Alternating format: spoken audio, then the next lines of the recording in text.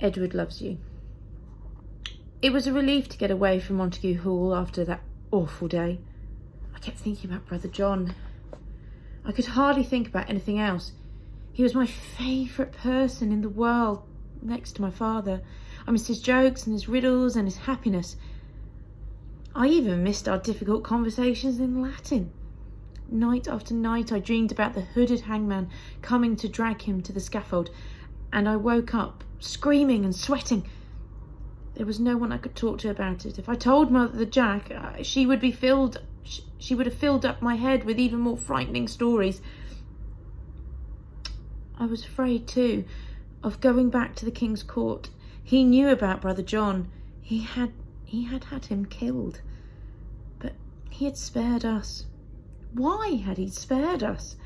Did it mean he had forgiven us? Or was he just biding his time? I had no idea, and every second that I spent in the Hampton court, I was afraid. I couldn't trust anyone anymore. I felt sure I was being watched. Everywhere I went, everything I did.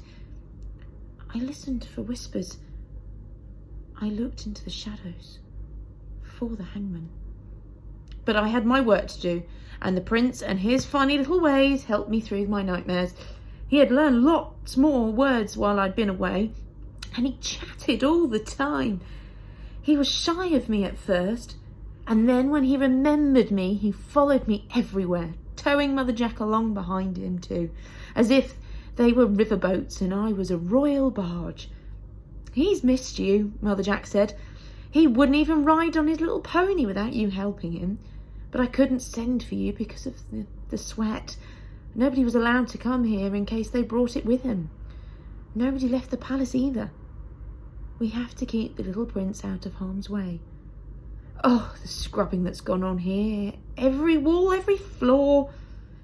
Tell me about your big world outside, William. I'm starved of gossip." But I had no stories to tell her, and now I'd come back, I wasn't allowed to leave the grounds again. I felt as if I was in prison. I dreaded the thought of ever seeing the king again, but in October it was Prince Edward's 2nd birthday. The king invited 1,000 guests to Hampton Court. In they flooded, bringing their noise with them. There were banquets and pageants, and for the whole week, musicians from all over London were called in. Everyone dressed up, flirted, simpered, laughed. The king's tumblers jested and skipped and kept my prince amused. I didn't smile once, but nobody noticed or cared. I knew my Uncle Carew was watching me. I knew Lord Howard kept his eyes on me. But I just got on with my work. I didn't want King Henry to notice me at all. All I could think about was that he had caused thousands of his own subjects to be killed. He didn't care whether they lived or died, as long as they obeyed him. I had known that and had hardly grasped it. I had been so proud to be his son's page, but now he had had Brother John hanged. He had ordered his men to come to my father's house and snatch him away from us. Now I understood how cruel he was. I understood why people were so afraid of him. I never wanted to see him again, and yet I couldn't get away from him. He dominated my life. He owned me. One rainy afternoon, Mother Jack told me to take Prince Edward to watch his father playing tennis. His other servants bowed as we passed them, then followed on behind us in case they were needed for anything. I held the little boy up to the grilled window so he could see the game without being harmed by the ball.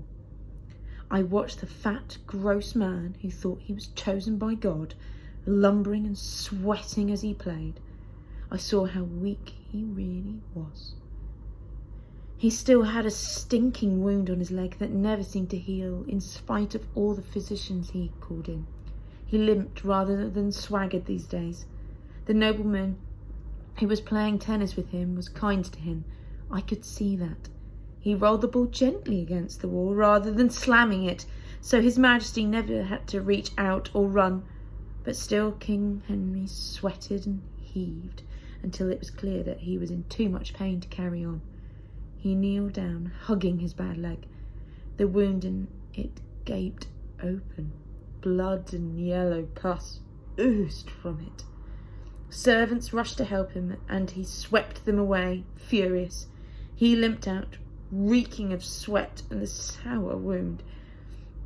His nobles clustered around him, bowing deeply, murmuring concern. He bellowed at them for fussing over him. Then he saw me with Prince Edward. I kept my eyes lowered, but His Majesty called out, "William Carew!" And I bowed to him unwillingly. He limped towards me and put his wet hand on my shoulder. "Edward loves you, young William," he said. "You're like a brother to him. Sometimes I wish you were his brother." All the courtiers standing round us laughed and clapped, and so did Prince Edward. I blushed and bowed my thanks. I was the king's favourite after all. There wasn't much I could do about that. But for how long? I clenched my fists together tight. Tight. I wanted to scream out loud, "Let me go! Let me go!" I wanted to be anywhere in the world except at Hampton Court. At last the whole glittering court took to their barges and sailed back to London. The palace sank into a swoon of exhaustion, but at last I had the freedom to ride Black Tudor again in the afternoons, and to take my falcon and release her into the sky. Lucky Clever, to be able to stretch her wings as far as they could go. During one of my archery lessons, my tutor, Sir Andrew, was called away. It was a blue, bright, sharp day in late November, a day that was full of surprise sunshine before the deep winter set in. Prince Edward was chattering, waving his teething stick of coral in the air, as if he was painting the clouds, and Mother Jack was singing to him in her dreamy way, "I had a little nut tree." They were both muffled up in furs against the cold. I put down my bow and arrow and waited for Sir Andrew to come back. I watched the drift of the last golden leaves from the great trees curling and uncurling like lazy dancers on their way to the ground, and I thought, I wish this moment to last forever. I was actually happy. "Say goodbye to Prince Edward, William," Mother Jack called. "He's going for his rest now." "Bye, Wims," I heard the prince call. Mother Jack laughed lightly and walked away. How I wished now that I touched Prince Edward's little hands and smiled at him and wished him well. I crouched down by the linen clout, idly collecting up my arrows, daydreaming, and suddenly heard the sound of someone hurrying across the grass. I jumped up giddily, thinking that it would be someone coming to tell me of my laziness and disrespect. It was Sir Andrew. His face was tense and white with worry. "William, your father needs to see you straight away," he whispered, catching his breath. "My father? Is he here?" "No, he sent a messenger to fetch you. A boat is waiting for you at the steps." I looked up at him, puzzled. What could be so urgent that my father would send for me? Did he have bad news of my sister? "I've brought you a cloak. It'll be very cold on the river when the sun goes down," Sir Andrew said. "I'll walk you to the landing steps." He glanced round to see if anyone was watching us, then looked at me gravely. His eyes were sharp with concern. "I must warn you. There are serious problems at Westminster. There is danger everywhere."